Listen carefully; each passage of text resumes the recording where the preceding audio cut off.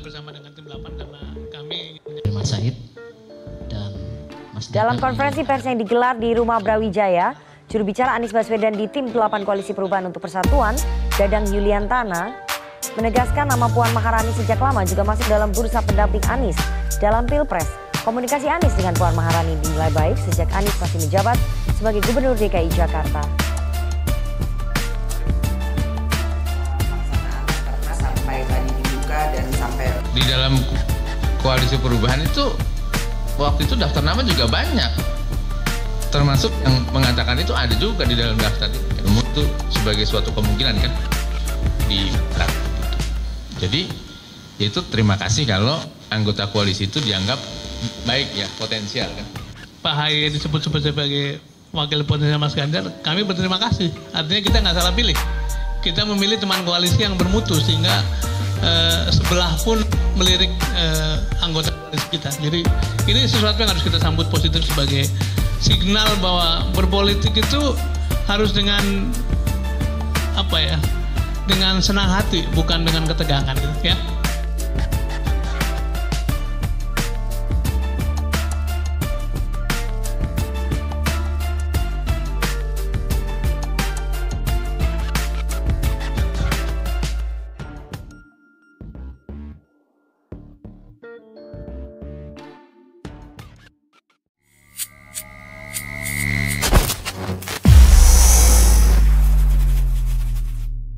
Bismillahirrahmanirrahim. Assalamualaikum warahmatullahi wabarakatuh. Salam kedaulatan rakyat. Alhamdulillah hari ini saya kedatangan tamu istimewa, Ustadz Tarmizi Yusuf. Dengan indikasi-indikasi yang kita lihat sendiri lah, misalkan kemarin Mbak Puan umroh gitu ya, pakai jilbab, cantik sekali ya. Den. Tanda-tanda mau pilpres.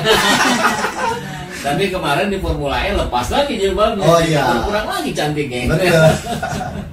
Nah tapi oke lah, kita lihat ada situasi di mana Mbak Puan sudah menunjukkan Islamnya, misalkan begitu ya. Kemudian di saat yang sama juga kita lihat ada kedekatan yang cukup terus saling tarik menarik antara Anies Baswedan dan Puan Maharani, dikaitkan dengan Ganjar Pranowo yang akan terganjal itu. Di sini ada rencana Prabowo Puan, di sini juga terlihat kedekatan Puan Anies Puan. Ya ini memang menarik ya perkembangan politik terkini, tapi saya hanya melihatnya itu bumbu-bumbu politik aja. Jadi bukan hal yang serius. Kita lihat Koalisi Indonesia Bersatu, saya yakin akan bubar pada waktunya sebelum September 2023. Kenapa? Mereka belum bicara figur. Kalau kata orang mengatakan bahwa KIB, Golkar, PAN, dan P3 itu akan mengusung Ganjar Pranowo, itu belum tentu. Karena bisa jadi PAN P3 justru akan melirik figur lain, bisa Anies Baswedan, sebab PAN dan P3 ini perlu untuk menyelamatkan diri untuk lolos di parlemen threshold. Kalau dia mendukung Ganjar, resikonya terlalu besar, apalagi PAN itu dalam ancaman tanda kutip dari Partai Umat, dari Partai Pelita, ya kan? Ini akan berbahaya bagi PAN kalau dia mendukung Ganjar Pranowo. Termasuk P3. P3 itu kan sudah kritis, hanya parlemen thresholdnya hanya 4% sekian gitu ya. Kalau dia mendukung Ganjar, akan habis di 2024. Maka akan tamat riwayatnya. Jadi menurut saya, ini KIB-nya hanya bumbu-bumbu politik. Kemarin saya dengar ada juga koalisi antara PKS dan PKB. Ini kan sejarah nasional. Rasanya Mas Rumi tahun 55 tidak berkoalisi dengan NU. Kalau kita lihatlah dalam bahasa, walaupun PKS bukan Masumi, rasanya PKS agak berat berkoalisi dengan PKB. Kalau kita lihat sebagai minyak dan air kan gitu, karena punya kepentingan yang berbeda. Di lapangan juga mereka sering bentrok kan gitu. Jadi kalau kita melihat ada wacana koalisi KIB maupun PKS dan PKB, saya melihatnya lebih dari bumbu-bumbu politik dalam rangka mencari aman ke semua. Ada calon figur yang tersembunyi, yang didukung, dan itu yakin akan menang. Nah figur itulah saya yakin, karena figur ini perlu diselamatkan. Kita bisa melihat di Formula E kemarin, betapa luar biasanya Anies Baswedan bisa dekat dengan Puan Maharani, juga bisa dekat dengan Jokowi. Bahkan di situ ada Sandiaga Uno, ya kan? Ini luar biasa gitu. Kalau saya melihatnya, wah ini tanda-tanda kan gitu. Nomor satu. Jadi tokoh nomor satu itu ya Anies Baswedan. Dia bisa dekat dengan Puan Maharani, ya kan? Bisa juga dengan Sandiaga Uno.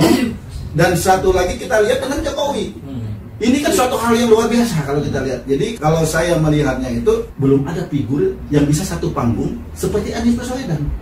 Ganjar Pranowo mengumpulkan orang-orang yang anti dia belum tentu. Sekarang kita lihat PDIP jadi melunak kan dengan Anies.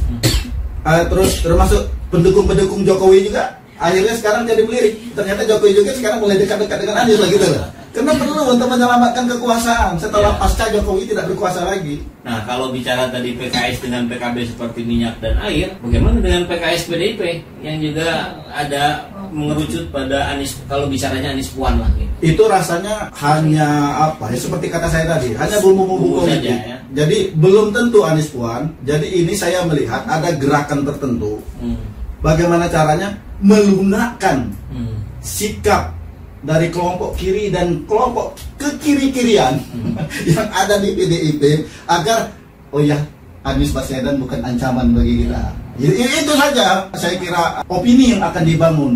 Belum pada mengarah betul-betul akan koalisi Anies Puan. Karena kan yang banyak menganggap Anies itu ancaman kan dari kelompok merah gitu ya. Itu kalau saya lihat yang kesana kami pulang. Oke, kalau bicara tadi ada daya tarik yang cukup kuat dari orang kiri yang dan ke kiri-kirian, kan begitu juga dengan orang yang kanan dan ke kanan-kanan. Pura-pura kanan. Pura-pura kanan itu mau pilpres pakai kerudung, ya kan?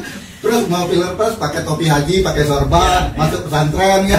Itu pura-pura kanan kalau itu. Nah, ini sekarang bicara yang kanan beneran, Ustaz. Yang kanan beneran kan memang sebetulnya sudah kita bisa baca lah ke Anies juga suaranya gitu. Betul. Tapi ketika ini mungkin akan bersatu, kan di bawah ini nggak bisa gitu, nggak bisa saling menerima ini. Tapi menurut saya bisa. Gitu. Dengan figur Anies Baswedan. Jadi kuncinya Islam kanan beneran ini, bukan pura-pura kanan, Islam kanan itu akan mendukung Anies kalau ternyata andai kata duet Anies Puan. Saya yakin Anies bisa meyakinkan itu. Kenapa Anies bisa meyakinkan itu? Pendukung Islam kanan jangan lari dari aku. Aku mau jadi presiden loh, bukan jadi RI 2. Kalau lain jadi RI 2 lain lagi persoalan. Tapi kalau Anies yang jadi presiden, saya yakin kelompok Islam kanan kalaupun akan kecewanya cuma sedikit. Tapi kalau sebentar.